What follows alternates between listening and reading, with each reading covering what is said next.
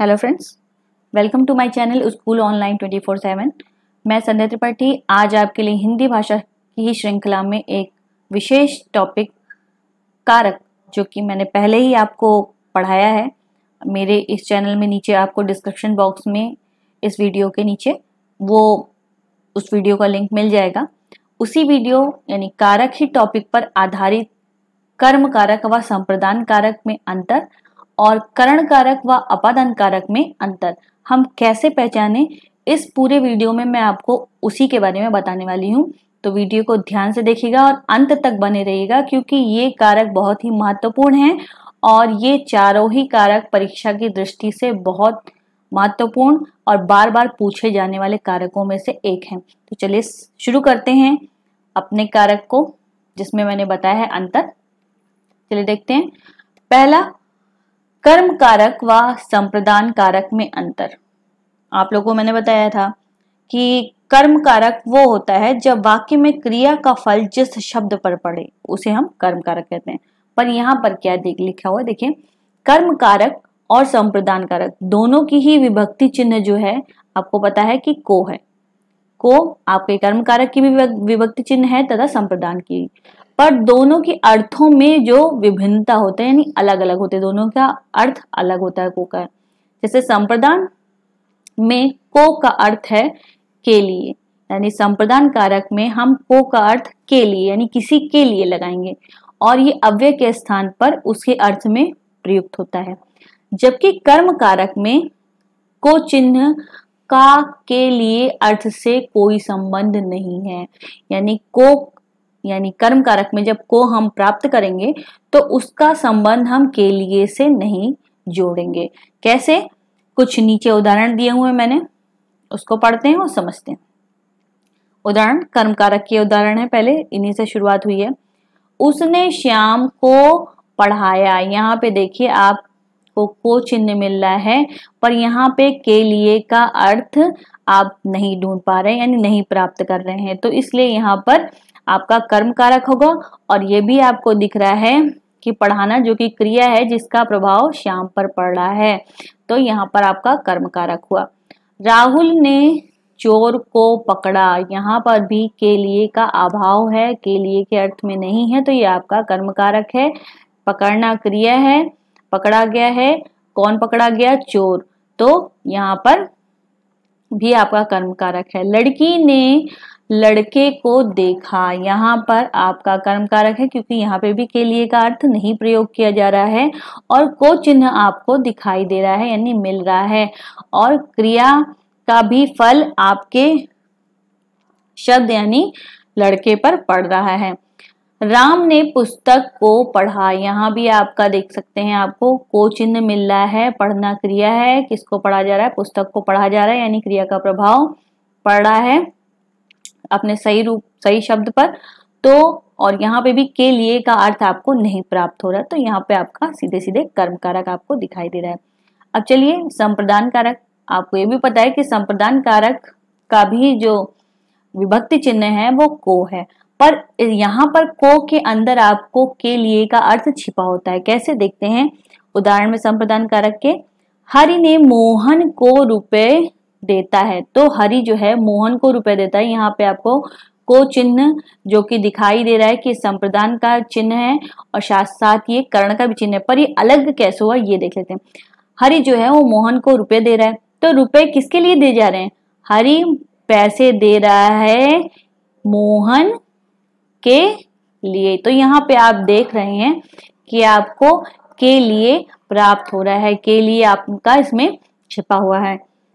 उसने लड़के को मिठाई खिलाई या मिठाई दी, तो उसने मिठाई दी किसके लिए? लड़के के लिए, तो यहाँ पे भी आपका के लिए का अर्थ निकल रहा है और को आपको विभक्ति चिन्ह भी मिल रहा है, जो कि ये बता रहा है कि ये संप्रदान कारक है।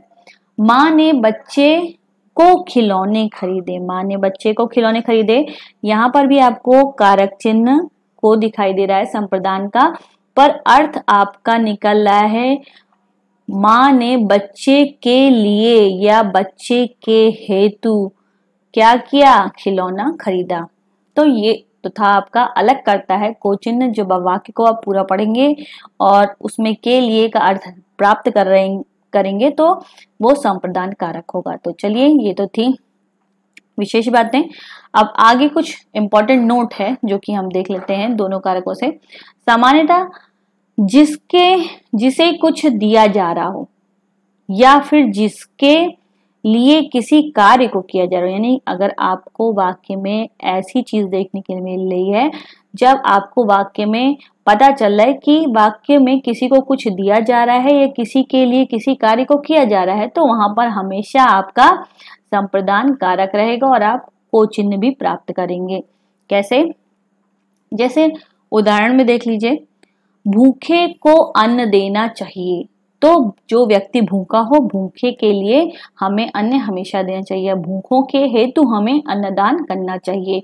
तो यहाँ पे देने का भाव हो रहा है, तो ये आपका संप्रदान कारक है और साथ साथ को चिन्ह भी मिल रहा है। प्यासे को जल देना चाहिए, प्यासे व्यक्ति के लिए हमें जल देना चाहिए। तो यहाँ पे भी को चिन्ह भी मिल रहा है और साथ में देने का भी भाव यहाँ पे आपको मिल रहा है। गुरु को बालकों को शिक्षा देनी चाहिए। तो गुरु को बालकों के लिए या बालकों के हेतु शिक्षा देनी चाहिए। तो यहाँ पे भी आपको को चिन्ह मिल रहा है और साथ ही साथ आपको देने का भाव भी मिल रहा है। तो ये तो था एक साधारण तरीका जिससे आप पहचान पाएंगे कर्म कारक और संप्रदान कारक के मध्य में अंतर। अब चलिए आगे चल के देखते हैं, दूसरे कारकों की बात करते हैं जो कि बहुत ही महत्वपूर्ण और परीक्षा की दृष्टि से बहुत उपयोगी। प्रतिवर्ष अपादान कारक से प्रश्न हमेशा उठते हैं, इसका बात हमेशा ध्यान रखिएगा। चलिए देखते हैं कर्ण कारक व अपादान कारक में अंतर। कैसे अंतर पहचानेंगे? कर्ण कारक तथा अपादान कारक दोनों ही कारकों के विभक्ति चिन्ह हमें से मिलते हैं, यानी चाहे वो कर्ण कारक हो या अपादान कारक हो, दोनों का ही विभक्ति चिन्ह क्या है? से है। किंतु साधन भूत का प्रत्यय होने पर वाक्य को कर्ण कारक से जुड़ा हुआ माना जाएगा। साधन भूत का मतलब है, आप अगर एक बार कर्ण कारक की परिभाषा पर दृष्टि डालते हैं तो आपको पता चलेगा कि वाक्य में जिस शब्द से क्रिया के संबंध का बोध हो, तो वहां पर यानी साधन, उस साधन की बात की जाए जिससे कार्य को किया जा रहा है, तो हमें पता चल जाएगा कि वो कर्ण कारक है। और जबकि जब बात अलगाव की हो, यानी जब आपको वाक्य में पता चल रहा हो कि बात अलगाव की हो रही, यानी अलग होने की हो रही हो, तो वहां पर हमेशा आपको अपादान कारक ही रहेगा, आपका अपादान कारक ही माना जाएगा। कैसे? चलिए उदाहरण देखते हैं, हमारा और क्लियर हो जाएगा। कर्ण कारक के उदाहरण, तो पहला उदाहरण देखते हैं, श्याम गेंद से खेलता है। तो खेलना जो है वो क्रिया है और क्रिया की पूर्ति किस साधन से हो रही है? गेंद से, यानी गेंद वो साधन है जिससे वो खेलता है।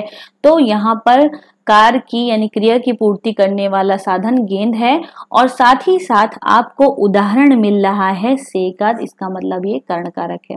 आदमी चोर को लाठी द्वारा पीटता है।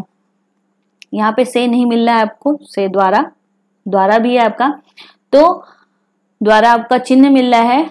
आदमी जो है चोर को पीट रहा है, पीटना जो है वो क्रिया है, चोर को पीटता है, पर किससे पीट रहा है? साधन क्या है? लाठी साधन है यहाँ पर, तो लाठी आपको साधन मिल रहा है, तो इसका मतलब ये आपका कर्ण कारक है। अगला देख लेते हैं, मोहन कलम से पत्र लिखता है।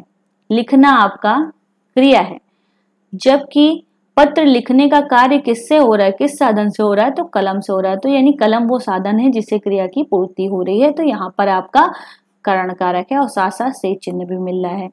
आगे देख लेते हैं, लकड़हारा कुल्हाड़ी से वृक्ष काटता है।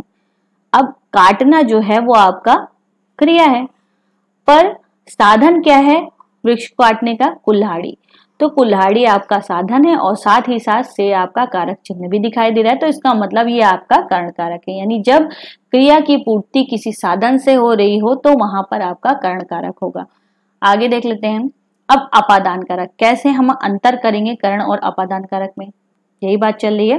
तो अपादान कारक यानी वो होता है जिसमें हमें अलगाव का भाव मिले। जैसे हिमालय से गंगा निकलती है, हिमालय से गंगा निकली और चली गई दूसरे प्रांतों में। तो यहाँ पर क्या हुआ, गंगा जो है निकल रही है, यानी गंगा अलग हो रही है हिमालय से, यानी अलगाव का भाव है, तो इसका मतलब ये अपादान कारक है।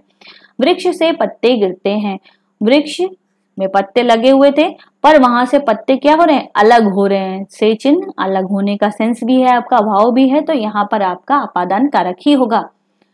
अगला पॉइंट यानी उदाहरण आपका, सारथी रथ से गिरता है, सारथी जो रथ पर था वो रथ से अलग हुआ, गिरा यानी अलग हुआ, तो आपका अपादान कारक।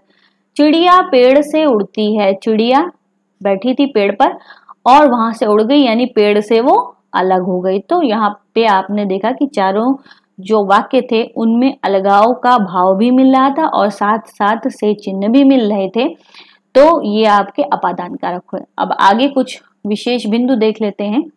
पहला, जब वाक्य में मनुष्य के किसी अंग विकार को दर्शाया जाए, यानी अगर कोई व्यक्ति ऐसा हो जिसमें कोई ऐसे अंग की बात की जा रही जो विकृत हो, यानी जिसमें जो कि क्या है, डिसेबिलिटी आप कह सकते हैं, जो कि सही से कार्य ना करते हो, तो वहां पर आपका उस दशा में करण कारक होगा। करण कारक एक तो जब क्रिया की पूर्ति किसी साधन से हो रही है और दूसरा जब वाक्य में अंग विकार दिखाए जा रहे हो, तो ऐसी दशा में आपका करण कारक ही होगा। जैसे उदाहरण, वह पैर से लंगड़ा है, तो यहाँ पे पैरों में विकार है उसके, तो पैर से विकार और से चिन्ह भी आपको दिख रहा है, तो आपका ये करण कारक हुआ।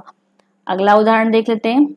दिनेश आंखों से काना है, यानी दिनेश के नेत्रों में आंखों में क्या है, विकार है, तो वो और आप में को साथ में से चिन्ह भी मिल रहा है, तो इसका मतलब यहाँ पर आपका करण कारक होगा।